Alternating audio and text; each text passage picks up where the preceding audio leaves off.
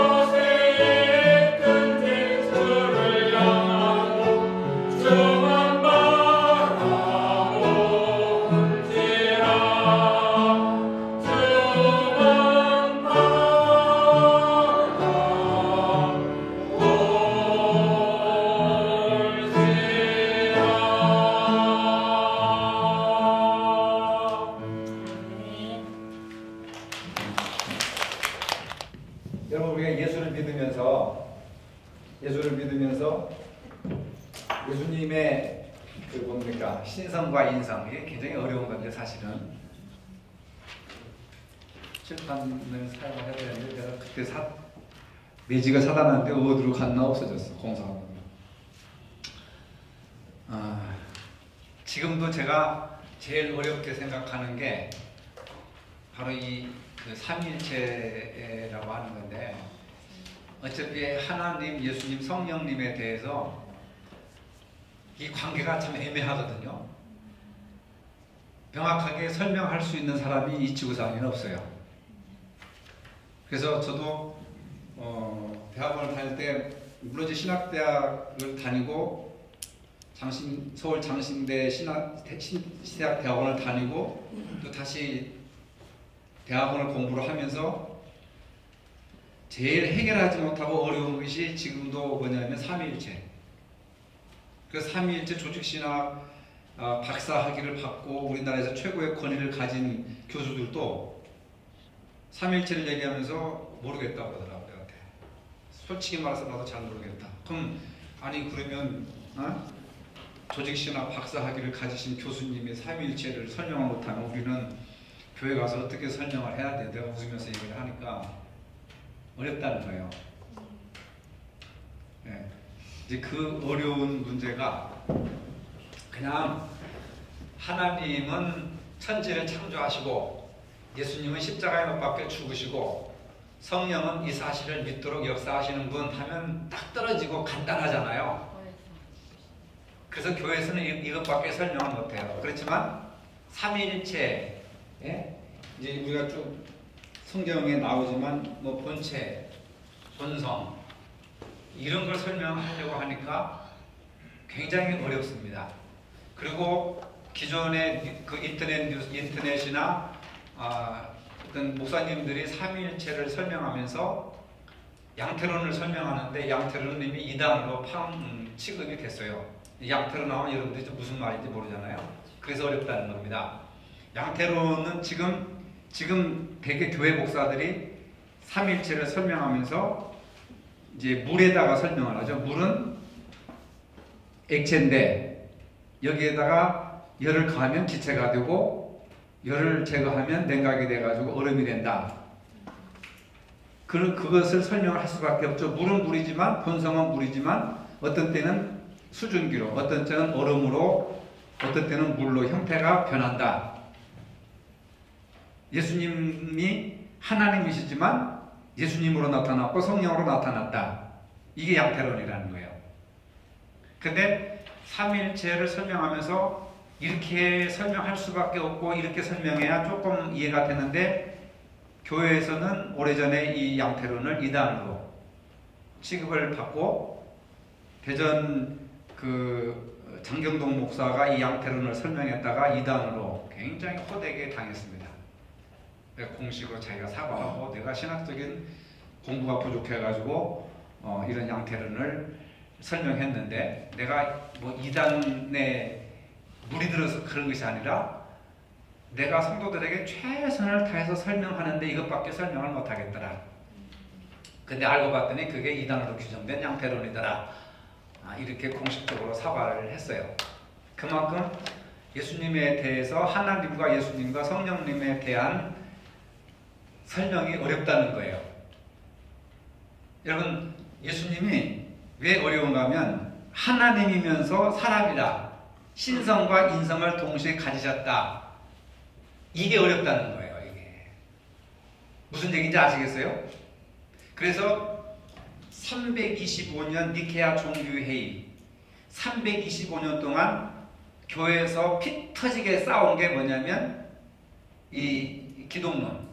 기독론은 이제 예수님에 대한 건데 기독론. 예수님이 신성이냐 인성이냐 이걸 가지고 300년 동안 싸웠어요. 교회가 300년 동안. 왜 놀라지 않아요? 엄청난 긴 세월을 예수님에 대해서 예수님을 어떻게 볼 것이냐 신으로 볼 것이냐 인간으로 볼 것이냐 이 논쟁 이게 이제 그 예수님에 대한 기독 논쟁인데 326년 동안 싸운 겁니다. 많은 사람들을 죽였어요. 예수님에 대한 이해. 근데 우리는 너무 쉽죠. 사실은 이미 1900년, 1800년 전에 결정해 놓은 것을 우리가 그냥 믿으면 되니까. 근데 우리가 생각할 때 아니 그거 뭐 예수님에 대해서 그렇게 300년 동안 싸울 일이 뭐가 있어. 그렇게 생각되지만 그때 사람들은 굉장히 심각한 문제고 그래서 아리우스와 아타나시우스. 이제 장로님들 시험 볼 때 그런 나왔나요? 안 나왔어요? 너무 어려워서 장로님들 시험도 목사고시 볼 때는 그런 게 나와요. 목사고시 볼 때는 아리우스 논쟁과 아타나시우스 논쟁. 그래서 한쪽에서는 예수님이 인간이지 어떻게 신이 될 수 있느냐 하는 쪽하고, 한쪽에서는 아니다, 예수님은 신성이다, 신이다, 하나님이시다 라고 하는 주장이 팽팽해져가지고 이 문제 때문에 맨날 싸우는 거예요. 교회가. 그때 당시는 교회 문제가 교회 안의 문제만 아니라 사회 전체적인 문제였어요. 사회 전체. 왜냐하면 그 신정 중세 시대 때만 해도 신정 그 기독교 신앙이 최고니까. 지금 우리 교회 문제는 교회가 해결하지 세상에 사람들이 관심 없잖아요. 근데 그때 당시만 해도 뭐 한 500년 전 뭐 중세 시대까지만 해도 교회 문제가 정치 문제고 사회 문제였어요. 교회가 굉장히 중요한, 교회가 뭐 황제도 뽑고 하니까 임금도 그냥 교회 교황이 임명하고 했으니까 교회 권위가 그렇게 컸었는데 300년 동안 피터지게 싸우다 보니까 콘스탄티노플 황제가 로마를 지배하고 있었던 그 사람이 안 되겠다, 이 문제를 해결해야지, 안 그러면 이 나라가 두 조각에 나겠다 해가지고 정치력을 발휘해가지고 325년 지금 이제 터키에 있는데, 터키에 그 니케아라고 하는 그 도시가 있는데 거기에 종교회의를 소집했어요.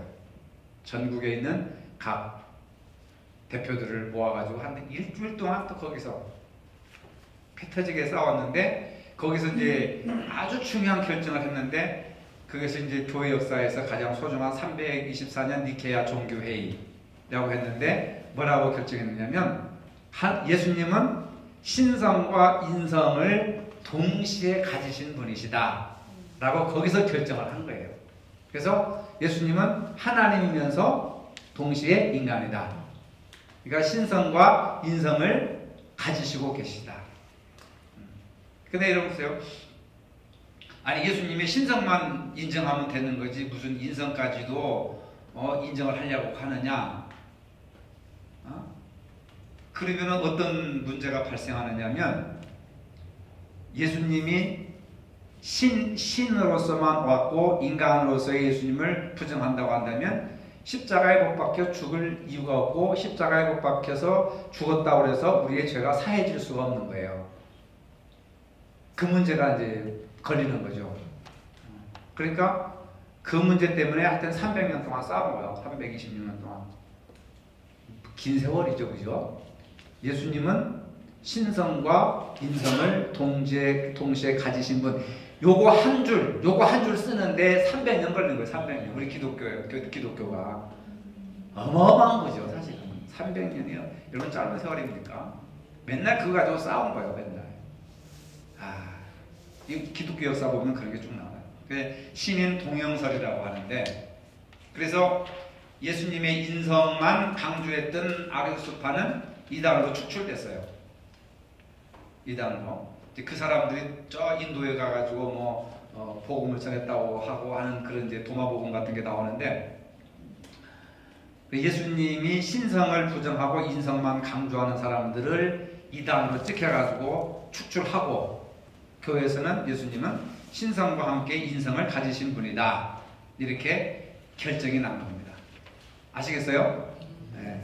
여기까지만 여러분이 이런 개괄적인 역사를 좀 알으셔야 돼요. 더 깊이 들어가면 이제 막 머리에 쥐가 나고 혼동이 일어나요. 지금도 삼위일체 하나님이 한 분이라고 하면 유일신론이 되고, 이건 그 유대교에서 주장하는 거예요. 유일신, 하나님은 한 분이다. 이건 유대교에서 주장하는 겁니다. 그러면 삼위일체니까 하나님은 세 분이냐? 그럼 삼신론자가 되어버리는 거예요.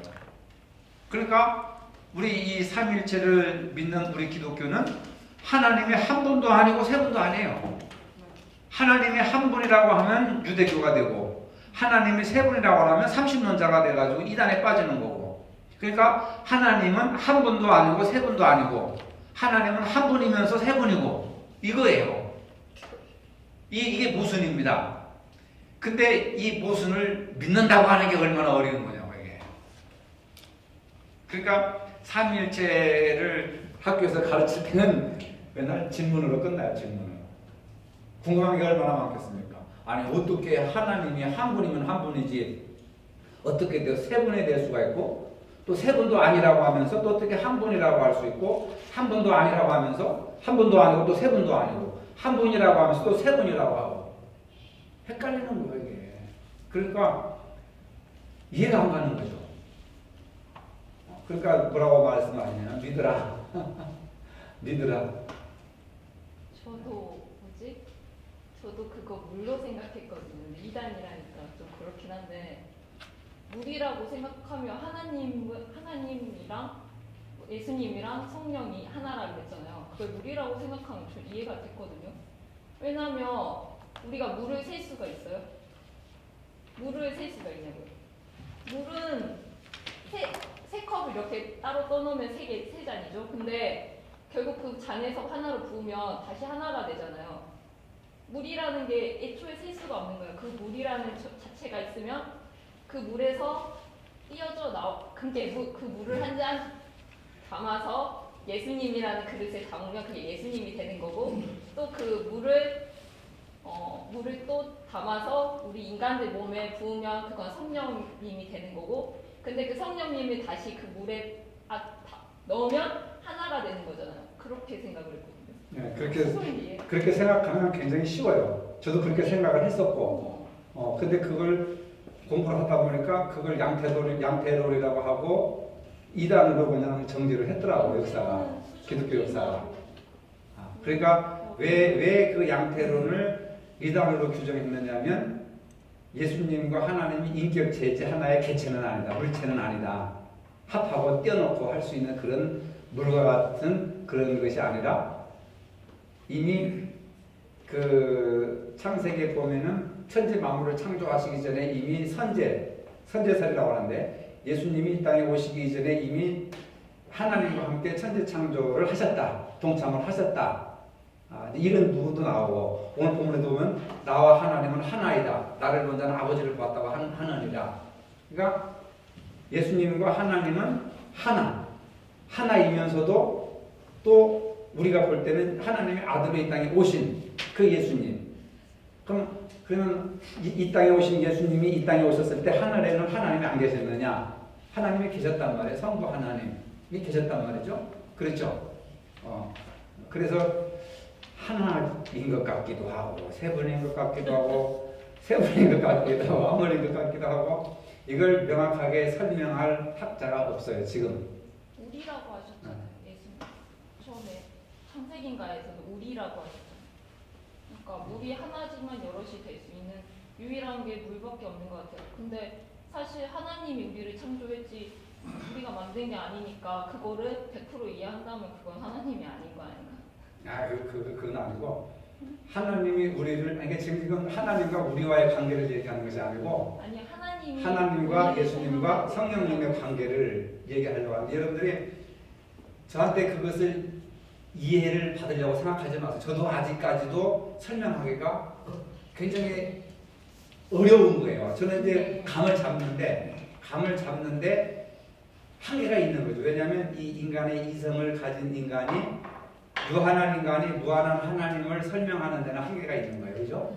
그렇죠? 근데 저도요, 세월교회 된 지 엄청 그것 갖고 고민을 했거든요.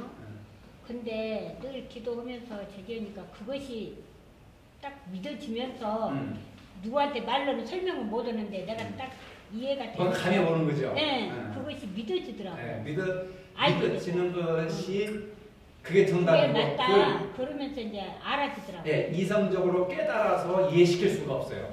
왜냐하면 내가 알아야 돼. 그건 신적인 영역이기 때문에 그보다도 더 깊은 진리가 있을 수도 있죠. 그렇죠? 하나님을 만나가지고 내 존재는 내 본질은 이렇다 하고 얘기해 준 적이 없으니까 그냥 신학자들이 통찰하고 연구하고 만들어낸 것밖에 저는 여러분들에게 설명을 못하죠. 그렇지만 그 인간의 언어로 설명을 한다는 게 부족하다는 겁니다. 신에 대해서 감히 그러나 이제 나도 알고. 예화로 이렇게 양태로로 물과 얼음과 저도 처음에는 그게 참 쉽다. 쉽다는 게 아니고 이해가 된다 했어요. 저도.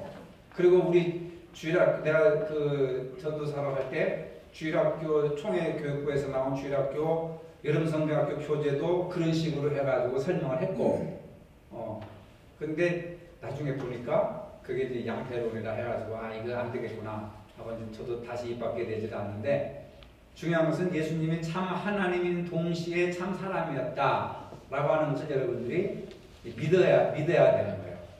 근데 합당해야 타당해야 믿지 어떻게 이해가 되지 않는 것을 믿으라고 하느냐 하는데, 성경은 우리가 이해된다고 해서 믿어지는 것이 아니고 무리를 걸어가는 것도 우리가 이해를 못하죠. 그러나 믿는 거죠. 그렇죠? 동정녀 탄생도 이해가 안 되지만 믿어야 되는 거죠. 왜냐하면 인간의 역사가 아니라 신의 역사이기 때문에 인간이 감히 그것을 설명을 못해요. 그렇죠. 모래알도 떨어뜨리면 바닷속에 들어가는데 중력에 의해서, 예수님이 키가 뭐 170이라고 하면은 적어도 한 70kg에서 75kg 정도 나가시는 분이 물을 걷는다고 하는 것이 이게 중량의 법칙에 의해서 물에 안 가라앉는다고 하는 것은 인간의 이성으로서는 도저히 불가능한 건데, 이건 믿는 도리밖에 없다. 근데 무턱대고 믿으라고 하는 것이 아니라 또 상당한 그만한 또 설득력이 있고 그 다음에 논리도 있고 신학적인 개념도 있는데, 그것을 말하기에는 여러분들한테 저도 설명이 부족하고 또 설명을 해도 이해가 부족한 거예요. 그래서 우리가 여기서 받아들일 수 있는 것은 예수님은 참 하나님인 동시에 참 사람이었다. 신성을 가지신 분이었고 인성을 가지신 분이었다. 근데 이것이 왜 중요한가? 신성과 인성을 동시에 가지신 분으로 고백하기까지 300년 동안 피 터지게 싸운 이 이유가 무엇이냐면은, 예수님의 십자가의 죽으심이 우리의 죄를 사하느냐 사하지 못하느냐의 문제예요. 아시겠어요? 그래서 만약에 예수님이 인성을 가지셨다, 인성만 가지셨다고 그런다면 예수님이 십자가에 죽어도 우리 죄가 사해질 수가 없어요. 무슨 얘기인지 아시겠습니까? 나라를 위해서 몸 바쳐 죽은 사람들이 얼마나 많아요, 우리나라에. 그러면 그 사람들의 죽음이 우리나라의 모든 죄를 다 살 수 있는 그런 신과 마찬가지인 거죠. 예수님이 신성이 없고 인성만 가졌다면은, 그래서 인성만 가졌다면 예수님의 십자가의 죽으심이 우리의 죄를 속죄를 못하는데, 신성을 가지신 예수님이, 그 신성은 뭐냐? 죄가 없으신 분이란 말이에요. 죄가 없으신 신성을 가지신 분이 우리의 죄값을 위해서 십자가에 죽으셨기 때문에 우리의 죄가 사해졌다고 믿어지는 거예요.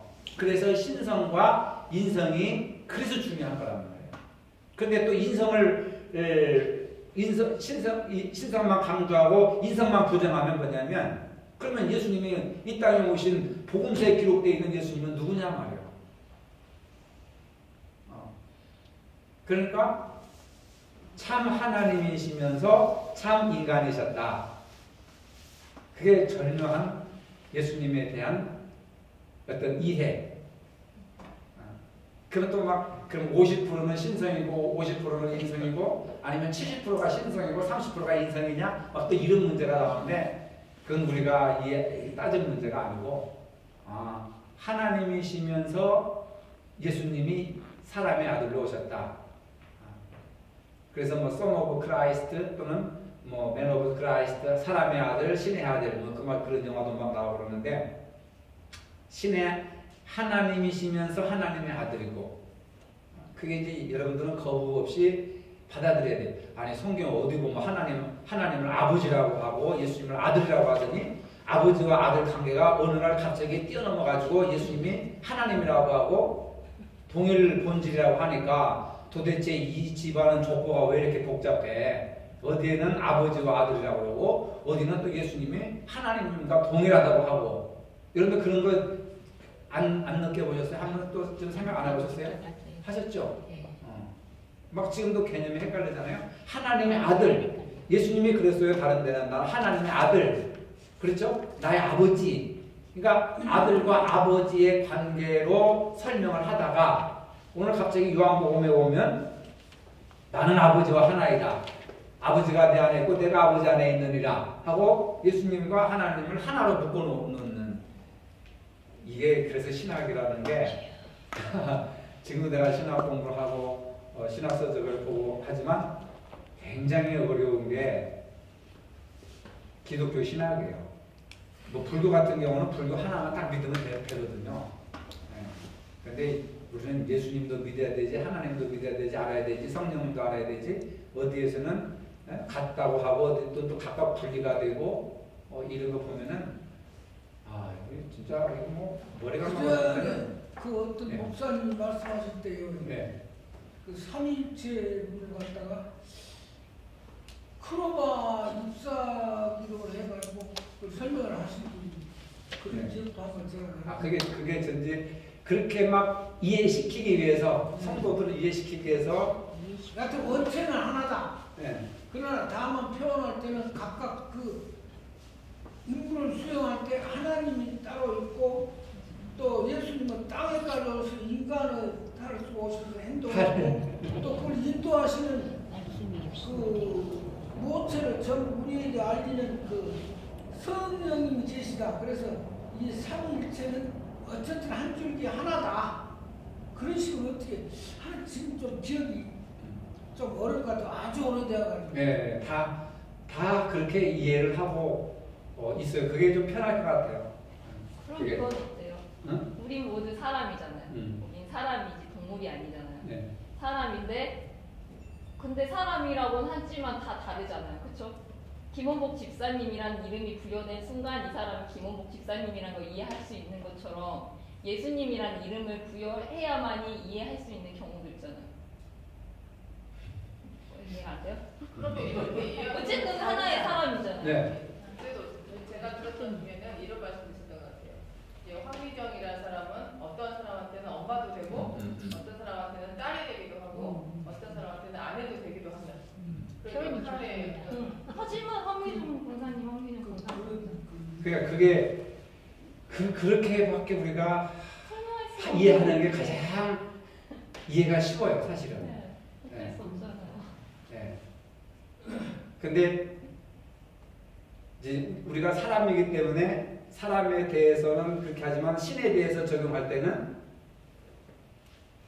그게 가장 근접한 설명이지만 맞다는 게 다 설명할 수가 없는 거죠. 신에 대해서.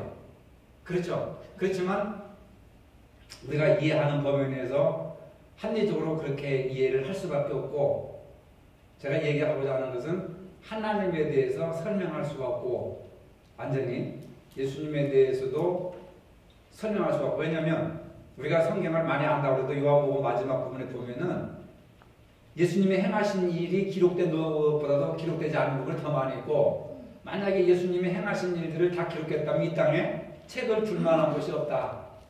무궁무진하다는 거죠. 근데 기록되어 있는 것은 빙산의 일부분이죠. 빙산의 일부분을 가지고 우리가 신에 대해서 얘기를 할 수밖에 없는 것이고, 가장 근접한 설명이 바로 이제 어쨌든 양태론으로 설명을 할 수밖에 없다. 이제 그거죠. 저도 양태론이 왜 나쁜지는 알겠는데 성도들한테 설명을 할 때는 양태론밖에는 설명을 할 수가 없어요. 그래야 성도들이 이해가 되니까. 그 외의 것을 얘기해 버리면 본인도 모르고 듣는 사람들도 무슨 얘기인지를 모르는 거죠. 왜냐하면 아까도 얘기했지만 유한한 인간이 무한하신 하나님의 세계를 이야기하는 데는 무리가 있는 거예요. 그렇죠?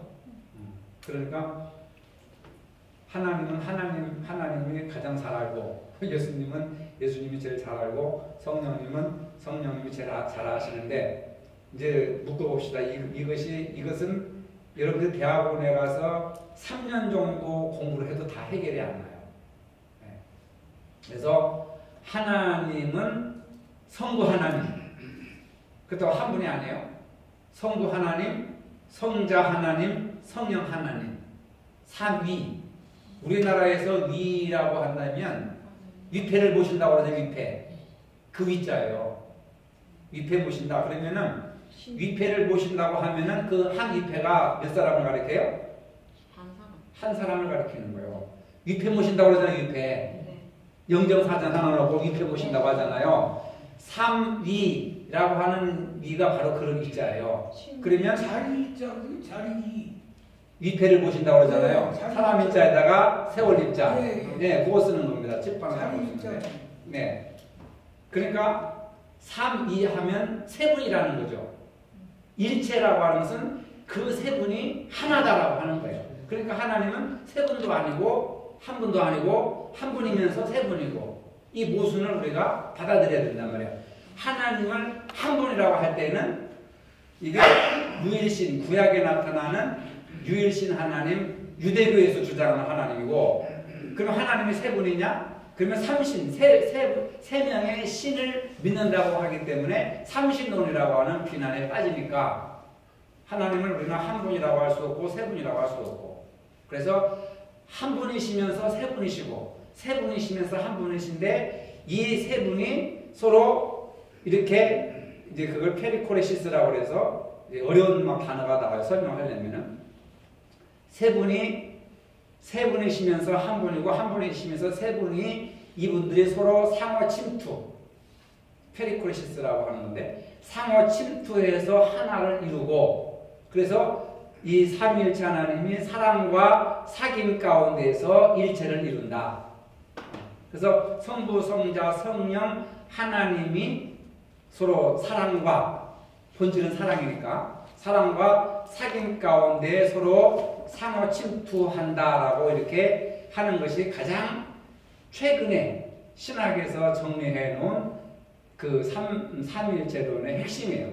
근데 우리가 페리코레시스, 서로 상호 침투라고 하는 이 원리를 또 하려면 또 다른 부분들을 또 막 들어가야 돼요. 그 한 개념을 이해하려면 굉장히 어려운 부분인데, 네. 그래서 우리는 그냥 성부 하나님 창조하셨고 성령 예수님, 아니 성자 예수님께서 이 땅에 십자가에 못 박혀 죽으셨고, 그 다음에 이 모든 성부와 성자의 사역들을 성령께서 믿게 하신다.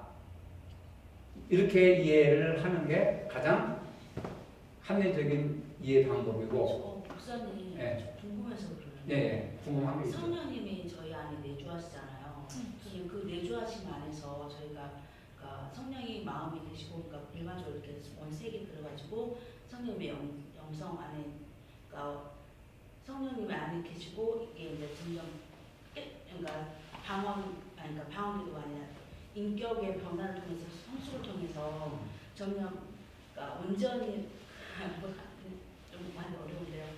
그냥 성령님의 내주하심으로 삼위를 그렇게 대신 설명할 수 있는 건가요? 그러니까 굉장히 중요한 건데 보세요. 지금 박은남 집사님 마음속에 성령님이 내주하시죠. 네. 그러면 하나님은 안 계시고 예수님은 안 계시고 성령님만 내주하셔요? 아니죠. 하나님과 예수님이 내 안에 존재하시죠. 네, 그걸로 설명이 가능한. 그거란 말이에요. 그러니까 우리는 단지 하나님 따로, 예수님 따로, 성령님 따로 이렇게 삼각형처럼 이렇게 분리를 시키는데, 내가 성령님이 오셨다고 해서 나는 성령님만 받았느냐, 하나님, 예수님은 안 계신, 내 안에 안 계시느냐 이 얘기가 아니고, 성령이 내 주 안에 계신다는 것은 성부 하나님, 성자 예수님이 동시에 내 안에 계시는데 그분들이 영으로서 계신다 그 말, 영으로서. 그것을 성령이라고 부르는 거예요. 영으로 계시면서 네. 도와주는 사람이 성령이잖아요. 그렇죠. 이제 성령님을 설명할 때 헬퍼, 보혜사라고 하는데, 보혜사 성령님은 보혜사는 도와주신다고 하는 거죠. 네. 그러니까 하나님을 믿도록, 내가 구약성경 창세기에 있는데 천지창조를 내가 안 봤으니까 안 믿어지잖아요. 근데 그것을 믿을 수 있도록 믿음을 주시는 분이 성령님이란 말이에요. 성령님. 그 말씀은 예수님이 그러셨잖아요. 나는 존재하는 하나님을 모셔하고 그다음에 내 안에 하나님이 계시고 그 함께 하신다. 그게 지금 우리 안에 성령님이 내주하시는 그게 이제 영적으로 이렇게 경험을 통해서 알잖아요.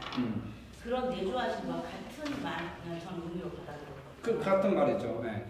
네. 그러니까 성령님 한 분만 계시는 것이 아니라 성령님이 내주하신다면 하나님과 예수님과 성령님이 내 안에 동시에 계신다는 거예요. 동시에.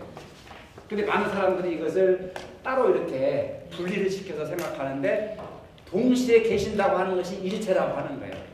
같은 원리로 예. 동시에. 그러니까 우리는 그분을 성령님이라고 하시지만 성령님 한 분만 내게 있는 것이 아니고 성부 하나님, 성자 예수님이 내 안에 동시에 계시는데 그분들이 영으로서 계시니까 거룩한 영이라 이렇게 우리가 이해를 하는 거죠. 그러니까 나도 그렇게 이해해. 네, 우리는 삼위일체 하나님을 모시고 있는 거예요.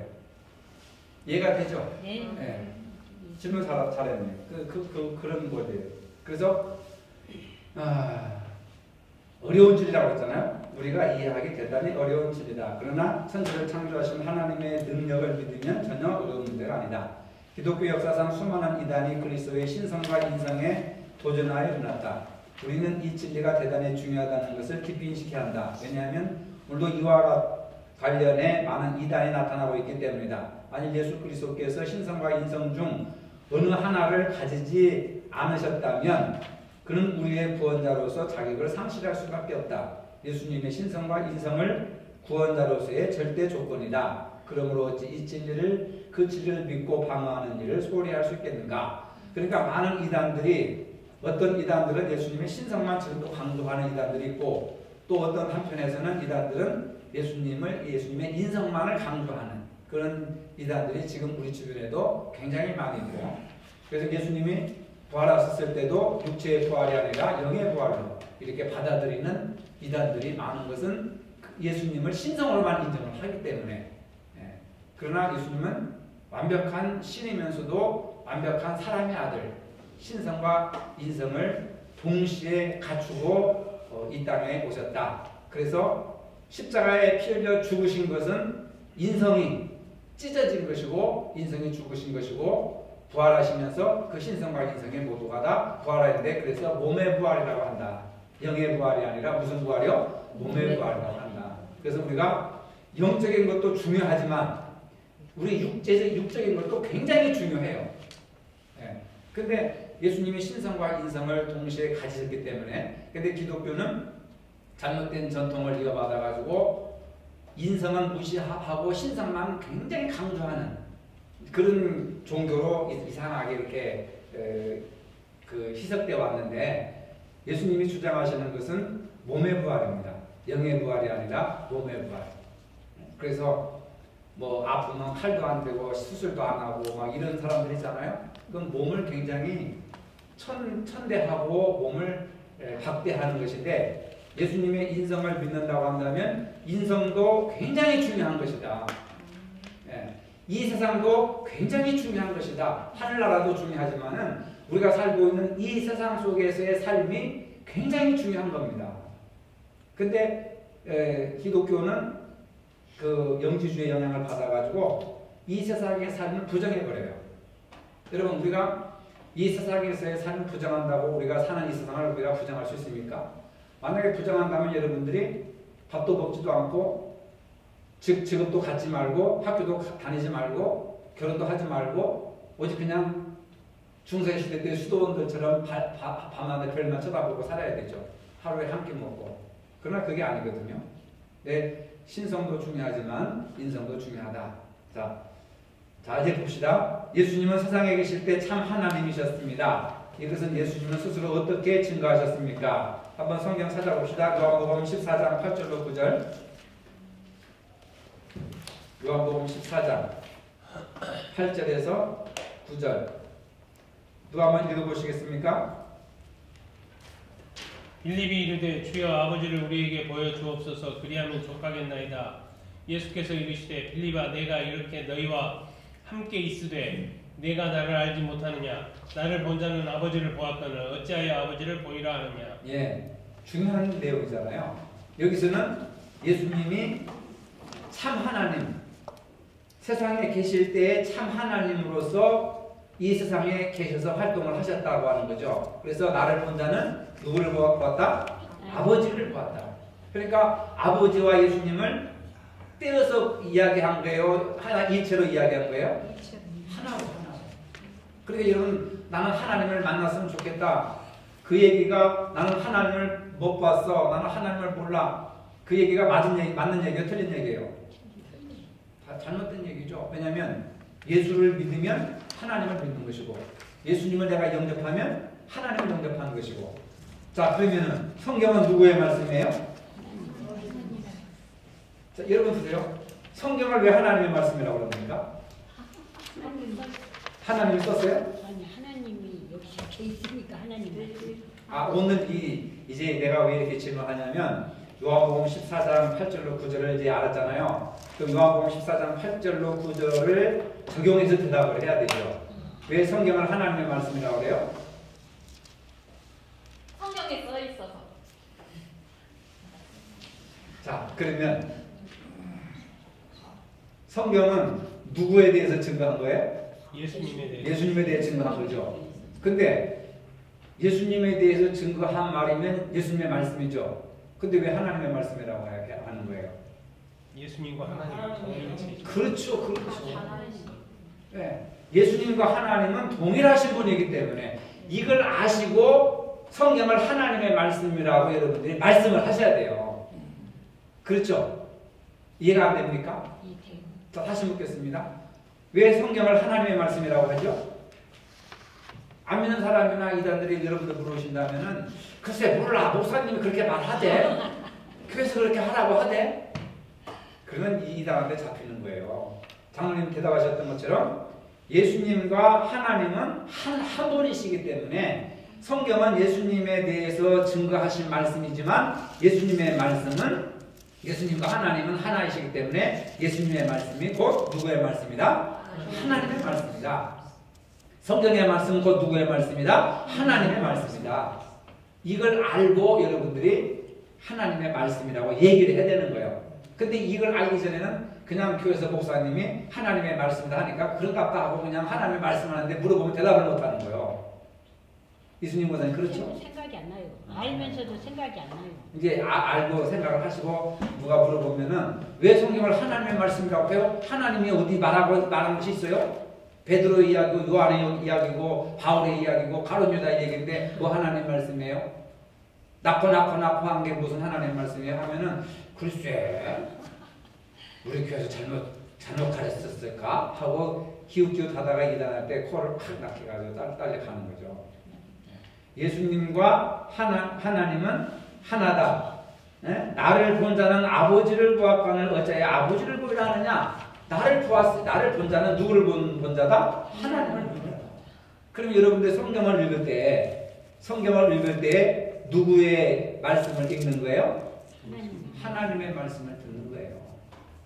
그래서 성경이 소중해요, 소중하지 않아요? 소중하죠. 하나님의 말씀이기 때문에 소중하죠. 그래서 여러분들 성경을 읽을 때 주여 주님의 말씀이나 하나님의 말씀이나 마찬가지예요. 삼위일체 하나님이기 때문에 주님의 말씀을 듣고자 합니다. 나의 눈을 열어서 이 성경을 잘 깨닫게 도와주세요. 하나님의 말씀으로 듣게 해주세요 하고 기도를 하고 성경을 읽어야 돼요. 안 그러면은 어렵죠 이게. 그 다음에 나를 본 자는 아버지를 보았다라고 하는 말씀의 의미는 무엇인가? 비슷한 말인데 요한복음 10장 30절로 봅시다. 10장 30절 나와 아버지는 하나이다. 그래서 삼위 일체 부부 일심동체라고 하잖아요. 그렇죠? 일심동체가 일체란 말이에요. 몸은 두 사람인데 부부가 한 사람이 되는 거죠. 그렇다고 몸이 SF 영화처럼 하나로 딱 뭉쳐지느냐? 아니죠. 오장로님, 안건사님 부부잖아요. 일심동체죠. 아닌 것 같은데. 남의 가족을 탓해 날라가 처자가 어떻게 하라고 그거. 하여튼 아닌 것 같은데도 부부는 무슨 동체? 일심동체라 일체라고 하는 말이에요. 그런데 몸이 하나입니까? 몸이 두 개잖아요. 일심동체. 몸과 마음이 하나이다. 몸과 마음이 하나이다. 예수님이 뭐라고 하세요? 아버지와 나는 하나이다. 그렇죠. 부부 일심동체처럼 아버지와 나는 하나이다. 그러면 예수님이 세상에 육신의 몸을 입고 이 땅에 오셨을 때 하나님은 하늘에 안 계셨어요? 계셨죠. 계셨단 말이에요. 그러나 부부 일심 동체인 것처럼 나와 아버지는 하나이다. 이런 말을 해가지고 유대인들이 그냥 화가 난 거예요. 아니 저 예수는 아버지가 요셉이고 어머니가 마리아고 갈릴리에서 그냥 빨갛고 뛰놀던 걸 우리가 봤는데 지가 하나님과 하나고 하니까 참담하도다 하면서 신성모독죄로 죽이려고 하는 거예요. 감히 유대인들의 사고방식 속에서는 하나님이 인간의 입을 입고 오면 안 돼요. 인간은 저주받은 몸이고 육체는 더럽기 때문에 신이 인간의 몸을 입고 온다고 하는 것은 신을 모독하는 거예요. 아시겠어요? 근데 유대교는 왜 메시아를 기다려요? 네? 메시아를 기다리잖아요. 우리 교도?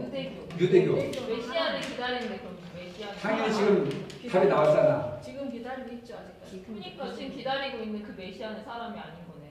그 메시아는 예수님이 이 땅에 오신 그분은 메시아가 아니다라고 생각을 하는 거예요. 그 사람들은. 그 메시아는 뭐 영으로 와요? 하늘로서 내려와야지. 하늘에서 뭐가 내려와요? 그렇지, 하늘에서 내려와야지. 유대교의 신비주의에 보면은 그거예요. 뭐 하늘에서 내려오는 거예요. 이렇게 땅에서 솟아나는 것이 아니, 땅에 사람의 몸으로 오는 것이 아니라 사람의 몸을 입고 왔으면 신이 될 수가 없다. 유대 사상은 그거예요. 그래서 예수님은 아니다. 저 사람은 아니다.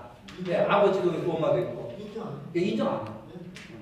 그래서 메시아는 구름 타고 와야 돼. 구름 타고 천군 천사 나팔 소리. 그래서 요한계시록에도 메시아 사상이 들어있잖아요.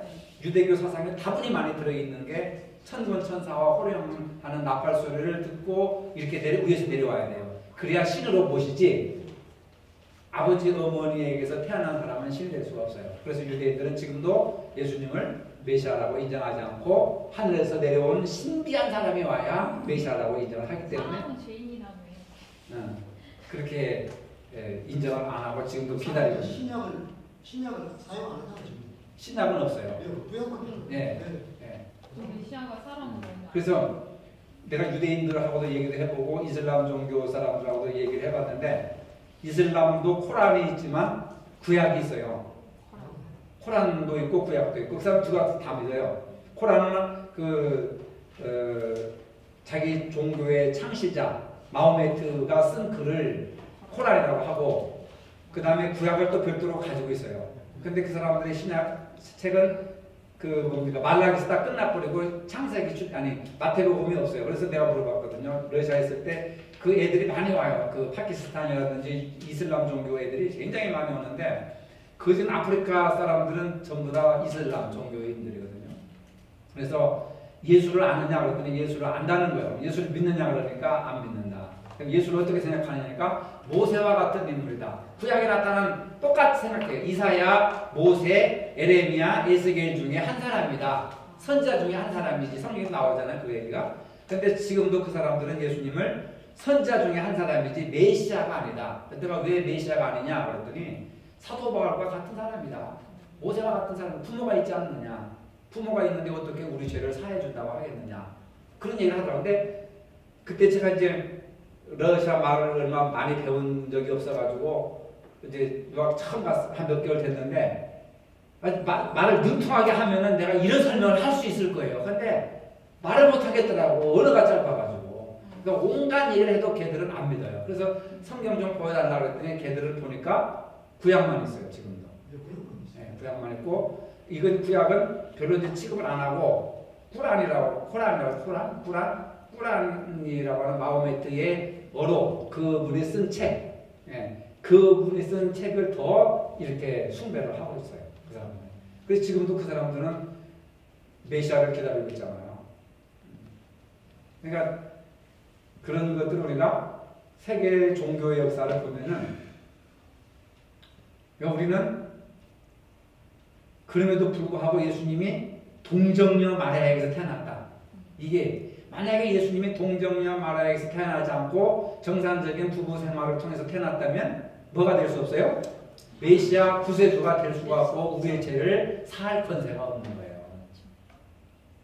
그래서 예수님의 모든 탄생 이야기에서부터 십자가의 죽으심까지 뭐와 연관됐냐면 우리의 죄 문제와 연관되어 있어요.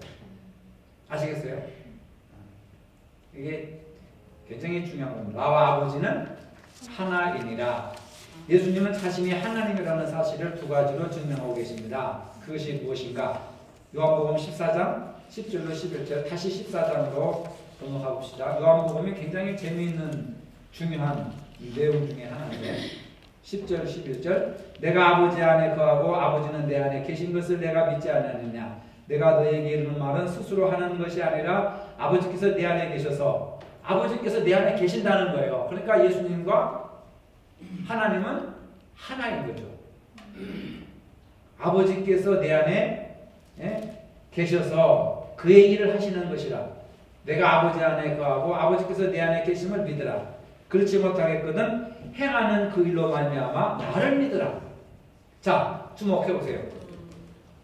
여러분 안에 하나님이 계셔야 안 계세요? 예수님이 계셔야 안 계세요? 성령님이 계셔야 안 계세요? 그럼 우리가 신이 됩니까? 이게 이단이 되는 거예요. 예수님도 하나님이 내 안에 계시니까 내가 하나님이라고 하지 않았느냐? 맞지? 여기까지는 맞죠? 그러면 내가 예수를 믿는 순간에 예수님이 내 안에 계시고 하나님이 내 안에 계시고 성령님이 내 안에 계시는데 나도 신이다. 이게 이만희가 얘기하는 거야. 신천지가 얘기하는 거야. 아시겠어요? 그래서 내가 예수다 이렇게 얘기를 하는 거예요. 사람으로 있기 때문에, 몸으로 왔기 때문에 내가 예수다 이렇게 얘기를 하는 거예요. 뭐가 다릅니까? 여러분? 겸손과 교만. 겸손과 교만? 여러분들이 신천지가 왜 이단인가를 알아야 된단 말이에요. 왜? 자기가 하나님이라고. 예수님은 성령으로 말미암아 잉태되셨고요. 우리는 그냥 그 아담의 기도를 따라서 사람과 사람 관계에서 태어난 거잖아요. 근데 예수님은 신성으로 여자의 웃음으로 태어나신 거예요. 그러니까 성령으로 잉태되신 분이시고요. 이 차이가 있고요. 그 다음에 이제 이만 좀 땡겨버리고 그러니까 예수님이 첫 열매가 되셨고 그 열매로 인해서 우리가 하나님과 화목됨으로 우리가 예수님이 누렸던 그 하나님과의 화목을 누리는 삶을 지금 우리가 사는 거고요. 성령님과 성령님이 내주하시는 거예요. 그렇게 설명하면 이단을 이길 수 있어요. 박은남 지사님은 신학을 공부했기 때문에. 근데 되게 많은 분들은 이렇게 얘기하면 또 머리 그때 붙잡고 글쎄 모르겠네 이렇게 된다니까요. 그러니까 저렇게 단호하게 설명을 할 수 있어야 돼요. 보세요. 요한복음 이 말씀 가지고 신천지들이 따진단 말이에요. 이거 보라. 성령이 나타나지 않는 예수님도 사람으로 왔지만 내 안에 하나님이 계시니까 내가 하나님이다라고 했지 않았느냐. 그러면 내가 예수님을 믿고 하나님을 믿으면 하나님이 내 안에 오셔서 나도 하나님이고 나도 예수가 될 수 있다라고 논리적으로는 맞는 것 같지만 성경에 기록되어 있으니까 보세요. 아버지가 내 안에 계시고 내가 아버지 안에 있다.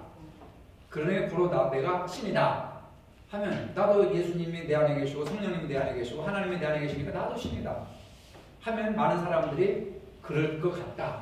근데 여러분들 어느 정도 훈련이 되셔서 그렇지만 생판 교회 잘 안 나오고 신앙의 깊은 교리도 모르고 성경도 모르는 사람들은 말은 맞는 말이냐고 믿어버린다고. 그럼 자기도 신이 되고 싶어서 거기 가요. 왜? 신은 영생불사 죽지 않는다. 신은 영생불사 죽지 않는다. 당신도 죽지 않는다. 이렇게 사기를 친다고. 지금 이만희가 자기가 예수라고 하는 거 아닙니까? 예수, 재림 예수. 자기 예수라고 하는 네. 지금도 바뀌었어요. 중학교 저 방송할 때 CBS 앞에서. 매일 70, 80명이 네. 그 백만 원. 네. 근데 이만희가 예수라고. 재림 예수라고. 왜? 지금 70. 백만 타고 요한계시록에 나온 백만 타고 온 왜? 재림 예수라고 해서 말 하나 사가지고 병들어 있는 말 한 마리 사가지고 하고 다녀 지금도 노인네가. 얼마나 웃기는 거냐고요. 근데 우리가 지난번에 가서 봤지만 주일날 새카맣게 구름대처럼 몰려 나오잖아 젊은 사람들이. 그러니까 현혹된 진리, 잘못된 진리에 사람들이 많이 보인다고 해서 진리가 아니에요. 분별을 못하는 거라. 이렇게 해가지고 교묘하게 파고 들어가면요, 저도 이단한 교주가 될 수 있어요. 사람을 많이 모을 수 있습니다. 이거 요한복음만 하나 가지고요. 그렇죠? 보세요. 이 요한복음 10장 30절 아니 뭐야? 10장? 14장 11절 14장. 네. 14장 10절 가지고 내가 아버지 안에 가고 아버지는 내 안에 계신 것을 내가 믿지 아니하느냐? 믿지 못하면 지옥간다. 믿으라. 그러면 내가 아버지께서 내 안에 계셔서 여러분 아버지가 여러분 안에 계시죠? 계시죠? 그러면 내가 하나님이다. 내가 예수다 하면 믿어버린다니까 사람들이. 그렇죠? 근데 왜 우리가 예수님이 계시고 하나님이 계시고 성령님이 계신데 우리가 신이 될 수가 없느냐면 우리 박원남 선생님이 얘기했던 것처럼 우리는 사람의 몸에서 태어난 인간이다. 사람의 몸에서 태어난 인간은 원죄를 가지고 있단 말이에요. 원죄. 죄를 가지고 있단 말이에요. 그러면 죄인이 죄를 사할 수가 없는 거예요. 이만희가 그 사람들의 추종 세력들의 죄를 사할 수가 없어요. 예수를 믿어야 되죠. 그러면 이만희도 보면 자기도 성령으로 잉태됐다고 속이면 어떡해요? 족보가 있으니까 성령으로 잉태됐다는 얘기는 못하고 내 안에 하나님이 계시고 예수님의 성령님이 계시니까 내가 신이다 이런 논리로 해버리는 거라. 성령으로 잉태됐다고 한다면 부모가 있잖아, 족보가 있잖아, 형제가 있잖아. 그러니까 설득력이 없죠. 아니 막말로 마리아랑 요셉이 사이에 태어난 건지 아닌지 모르잖아요. 성경에 그렇게 있잖아. 상관. 지금 이런 막말로 하면 안 돼요. 성경대로 믿어야죠. 아니 그럴 수 있잖아요. 자꾸 성탄절 때 뭘 우리가 지금 얘기하는 거예요. 아니 그렇게 말하면 걔네들을 믿을 수도 있지. 이만희 추종자들이니까 이만희가 자기도 엄마 안에 태어났지만 아빠와의 관계에서 난 게 아니라 자기도 성령으로 잉태됐다고 말을 해버리면 우리가 본 적이 없잖아요. 그래서 그렇게 끝까지 이만희가 그렇게 하면 사람들 믿어요. 믿을 수밖에 믿어요. 없어요. 이 말하는 거지. 성경은 몇천 년 전에 그러니까 아담이 죄를 범하고 3장에 나오거든요. 그때 이미 여자의 후손이 사단 뱀의 머리를 밟은 거라고 예언이 됐어요. 그러니까 예수님의 태어나신 사라 선생님은 그냥 막말로 막무가내로 그렇다면 그렇다면 사람들이 믿어요. 이게 말은 되잖아요. 일단 걔네들이 좋아하는 게 논리적인 거 아니야? 네, 몇천 년의 시간 동안에 검증을 해왔다. 그러니까 성경이 기록한 사람이 수많은데 그 가치관과 흐르는 문학은 다 똑같아요.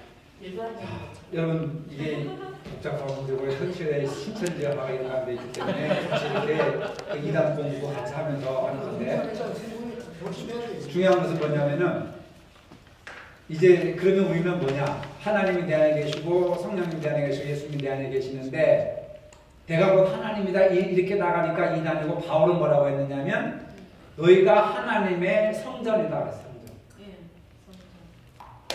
왜 성전이냐? 하나님의 영이 함께 하시니까 성전이다. 그러니까 예루살렘 중앙에 있는 성전, 중앙 성소가 성전이 아니라 장소적인 개념으로 구약에서는 장소적인 개념으로 성전의 개념을 이해했는데 바울은 장소적인 개념이 아니라 우리 인간이 우리 믿는 사람들이 거룩한 하나님의 성소다. 성전이다. 이렇게 얘기를 하는 거예요. 어마어마한 상상력이 종교적인 통찰력이죠. 그래서 예루살렘 중앙성소에 가서 예수님도 유월절 지켰잖아요. 부모님 손 잃어버리고 3일 동안 헤매고. 근데 사도 바울이 와가지고는 다 그게 필요 없다. 너희가 하나님의 성전이다. 그래서 왜? 우리가 하나님의 성전이에요. 왜? 하나님, 예수님, 성령님을 모시고 있기 때문에 거룩한 전이라. 우리가 거룩한 전이다. 그래서 우리가 몸과 마음을 정결하게 거룩하게 해야 되고 그 성전이 모여서 주일날 예배드리는 곳이 교회고 이 교회당이다. 그러니까 여러분 각 사람 한 사람은 소중한 거예요. 왜? 성전이에요. 성전. 내가 신이 아니고 바울은 겸손하게 바울도 내가 신이다 하면 이단이 되어버리는 거죠. 하나님의 성령을 모신 거룩한 성전이다. 그러니까 여러분들이 성전이에요. 그러니까 욕하고 막 탐욕 부리고 탐심하고 미워하고 이렇게 하면 안 돼요. 술, 담배 먹고 마시는 것만 나쁜 짓이 아니에요. 예수님은 입으로 들어가는 것이 더러운 것이 아니라 뭐라고 그러세요? 속에서 나오는 것이 더 더럽다. 그 혈기 부리고 미워하고 시기하고 질투하는 것은 성전을 더럽히는 거예요. 그렇죠? 미워하지 마세요. 내가 뭐예요? 우리가 뭐예요? 성전. 왜 성전이에요? 하나님이 계십니까? 예수님이 계시고 성령님이 계십니까? 바울이 이 사상이 위대한 거예요. 근데 이단들은 이 바울의 위대한 사상을 모르고 예수님이 안에 계시고 하나님 내 안에 계시니까 내가 신이다. 나는 그렇게 실제로 주장하는 목사들도 많이 봤고 그걸 기독교 신문에 광고를 낸 그 여자 목사 내가 봤어요. 그래서 내가 신이다. 지가 하나님이다. 이렇게 요새 그렇게 말하는 사람들이 더 많이 있어요. 여러분들이 이렇게 좀 피곤하시고 졸리고 하시지만 이렇게 이단들과 비교해 가면서 성경의 중심을 붙잡고 이렇게 신앙생활 하면은 굉장히 여러분들이 이단을 대처할 수 있고 신앙생활을 잘 할 수 있는 훌륭한 일꾼들로 성장할 줄로 믿습니다.